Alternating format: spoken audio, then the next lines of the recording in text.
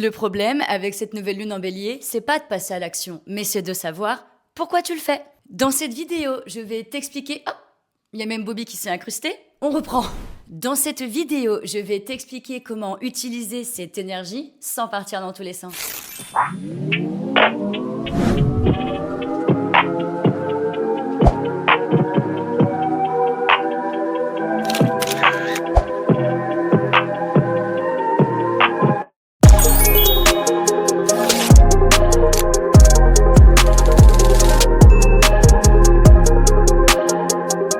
Alors, si tu ne me connais pas, moi c'est Joy, je suis astrologue professionnelle. Tu peux me retrouver sur les réseaux sociaux sous le nom de The Wild Moon. Et ici, je t'explique les transits planétaires pour savoir ce qui se joue réellement dans ta vie. Et tu peux aussi, bien sûr, retrouver tous mes services d'astrologie dans la description de cette vidéo. Bon, apparemment, Bobby veut aussi savoir l'énergie de cette nouvelle lune, c'est ça? T'es intéressé par la nouvelle lune en bélier? Bah oui. Alors, je vais essayer de vous en parler si Bobby va me laisser faire. Donc, je disais, aujourd'hui, je vais vous parler de la nouvelle lune en signe du Bélier qui va se dérouler le 17 avril, aux alentours de 13h54 à 27 degrés. Le soleil, notre conscience, rencontre la lune, notre subconscient. Et c'est pour ça que la phase de nouvelle lune est un point de départ. C'est un moment où l'on peut déclencher quelque chose de nouveau, poser une intention, mais surtout de décider d'agir différemment. Et là, en signe du Bélier, on n'est pas du tout dans l'attente. Le bélier, c'est une énergie de feu, chaude, sèche, très instinctive. Ça carbure, ça avance et ça ne demande pas la permission. On est sur quelque chose de très vivant, envie de se lancer, de s'affirmer, d'aller chercher ce que l'on souhaite. Le bélier, c'est le premier signe du printemps. Donc il y a une notion d'urgence, d'élan, de mouvement. On est content d'être là, mais on ne prend pas forcément le temps de bien réfléchir. Et c'est là que ça peut basculer. Parce que le bélier en dissonance, donc en tension, ça devient de l'impatience, de l'impulsivité, des décisions prises trop vite et des réactions à chaud. On peut imposer les choses sans prendre forcément la température avant, agir sur un coup de tête et ensuite avoir du mal à gérer les conséquences. Et cette dynamique, elle est encore plus forte avec l'aspect majeur à cette nouvelle lune. Un carré à Pluton en signe du Verseau. Alors Pluton, c'est une planète qui ne fait jamais les choses à moitié. C'est une énergie qui va au fond, qui vient chercher ce qui est enfoui, ce qu'on évite, ce qui dérange. Avec Pluton, on est toujours sur des dynamiques de pouvoir, de contrôle et de transformation. Et parfois, ça peut être très intense. Donc là, clairement, on a une tension entre l'impulsion du bélier avec cette nouvelle lune et la profondeur de Pluton. Alors ça peut donner quoi? Des réactions très fortes, des prises de position radicales ou des situations qui peuvent te pousser à agir, mais pas forcément de manière confortable avec Pluton. On peut vite tomber dans des rapports de force, des jeux de contrôle ou des réactions un peu trop extrêmes.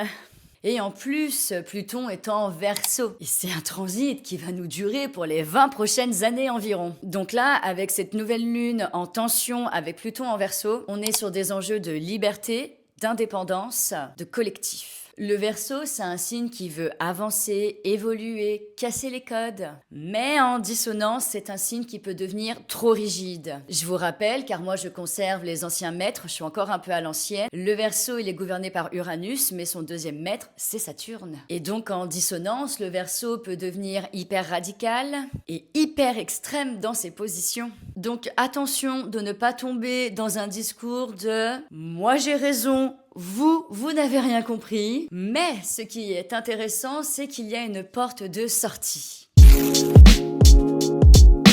Le maître du bélier, la planète Mars, est aussi en bélier, dans son signe. Donc là, Mars, il est dans son terrain, il est hyper fort, il est à domicile, comme on dit, et surtout, il est en sextile avec Pluton en Verseau. C'est un aspect fluide de l'harmonie. Donc toute cette intensité, toute cette pression, elle peut être utiliser et diriger. Mais Mars n'est pas tout seul en Bélier. Il est en conjonction avec la planète Saturne, mais aussi avec la planète Neptune. La planète Neptune, en astrologie, c'est le rêve, l'idéal, le ressenti, mais aussi le flou. Neptune, c'est ce qu'on projette, ce qu'on espère, ce qu'on imagine. Saturne, lui, à l'inverse, c'est la réalité, la structure, les limites, le concret, quoi. C'est ce qui demande du temps, de la rigueur et de la maturité. Donc, quand les deux se rencontrent, Saturne et Neptune, nous sommes obligés de confronter nos idéaux avec la réalité. Et en fait, c'est là que tout va se jouer avec cette nouvelle lune. Parce que d'un côté, on a Mars en Bélier qui pousse à agir, à se lancer, à ne plus attendre. Mais cette action de Mars, elle est encadrée par Neptune et Saturne. Cette nouvelle lune, c'est une invitation d'être un peu plus lucide, d'être un peu plus organisé et structuré, et de ne pas se mentir sur ce que nous faisons. Et Pluton, qui lui ne va pas laisser les choses se faire à moitié, Pluton va venir tester nos intentions, notre rapport au contrôle, et surtout, quelle est la vérité derrière nos actions. Donc, si tu agis pour les bonnes raisons, cette nouvelle lune peut vraiment venir transformer quelque chose en profondeur. Mais si tu agis trop vite, sans recul, sans structure et sur un coup de tête, là, Saturne et Pluton pourront te rattraper. Parce que là, avec tous ces aspects, c'est pas juste j'agis, c'est de se demander pourquoi tu agis et qu'est-ce que ça peut déclencher derrière pour toi. Et avec le signe du Verseau en tension à cette nouvelle lune, c'est une invitation aussi à questionner ta place dans le groupe, ta place dans les relations, dans ta liberté aussi. Est-ce que tu t'affirmes vraiment, sainement, ou est-ce que tu rentres dans des rapports de force et de pouvoir? Attention aux positions trop rigides. Les signes concernés par la nouvelle lune en signe du Bélier. Alors forcément, cette nouvelle lune, elle va impacter tout le monde, mais comme d'hab, il y a des signes qui vont la ressentir beaucoup plus fort que d'autres.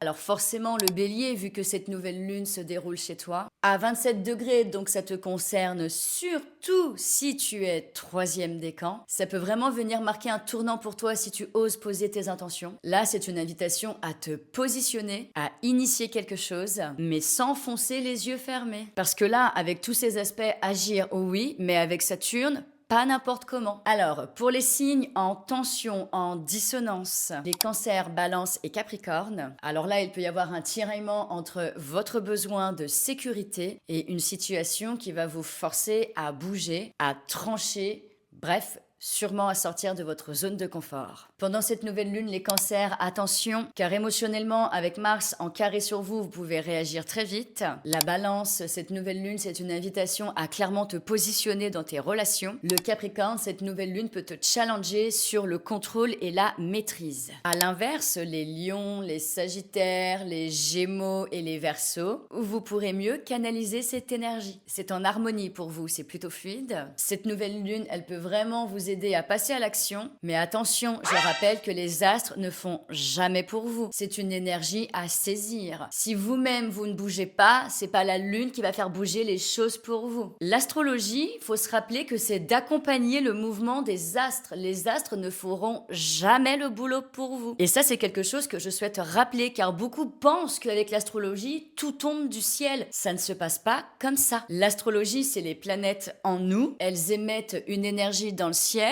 qui peuvent se répercuter en nous, mais c'est à nous de le saisir, à nous d'être conscients de ça et d'appliquer les actions ensuite. Bref, retournons aux signes concernés. Donc je disais que cette nouvelle lune, en tout cas, elle peut vous aider à passer à l'action, si vous y mettez du vôtre, à initier quelque chose avec plus de fluidité et de confiance. Mais attention, fluidité ne veut pas dire irréfléchi non plus. Il va falloir quand même garder un minimum de recul. Mais encore une fois, le signe, c'est juste une première approche. C'est pas vraiment comme ça qu'on voit l'influence d'une nouvelle lune dans sa vie. Ce qui est vraiment important, c'est de regarder où cette pleine lune va se dérouler dans ton thème astral. Dans quelle maison astrologique? Elle représente les différents domaines de ta vie, le travail, les relations, la famille, les projets, l'argent. Donc, comment savoir où va tomber cette nouvelle lune pour vous dans votre thème? Alors déjà, si t'as jamais sorti ton thème astral, je t'invite à le faire sur le site astrothème.com. C'est gratuit et tu pourras dérouler ta carte du ciel. Tu vas tout simplement dans la section thème astral et ascendant. Et ensuite, tu cherches le symbole du signe du bélier dans la roue du zodiaque qui compose ton thème astral. Et surtout, dans quelle maison tombe cette nouvelle lune. Les maisons, elles sont numérotées de 1 à 12 sur ta carte du ciel. Donc tu repères le signe du bélier. Et là, je vais le dire de façon hyper grossière pour que ce soit simple pour tout le monde. Mais en gros, tu regardes dans quelle case numérotée est le signe du bélier. Parce que c'est là que les choses vont sûrement s'initier. Ça sera dans ce domaine, selon la maison, que tu pourras ressentir une envie de bouger, une décision à prendre ou une situation qui te pousse à agir. Je vous donne quelques exemples. Par exemple, la maison 7, la maison des relations, du mariage, des partenariats. Peut-être d'observer si tu as des jeux de pouvoir ou des rapports de force avec certaines relations et comment t'en libérer. Par exemple, la maison 2, la maison des finances, de l'argent. Est-ce que tu prends des décisions trop réactives par rapport aux finances ?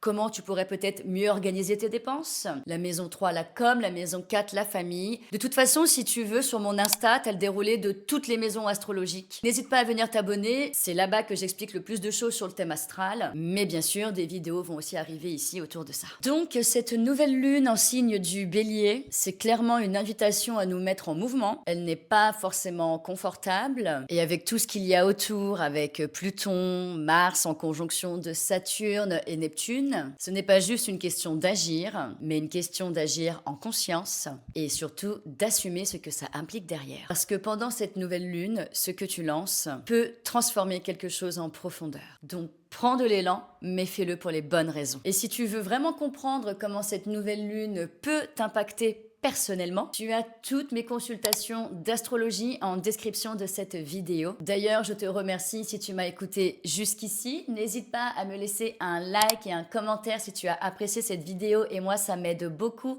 à faire découvrir mon travail sur la plateforme. Et si tu veux suivre les prochains transits planétaires, plus approfondir l'astrologie, alors abonne-toi. Et comme je le disais, tu peux aussi me retrouver sur Instagram. Je suis active tous les jours là-bas et je te partage régulièrement des analyses et des contenus autour de l'astrologie. Je vous souhaite à tous une excellente nouvelle lune et on se retrouve très vite pour une prochaine vidéo.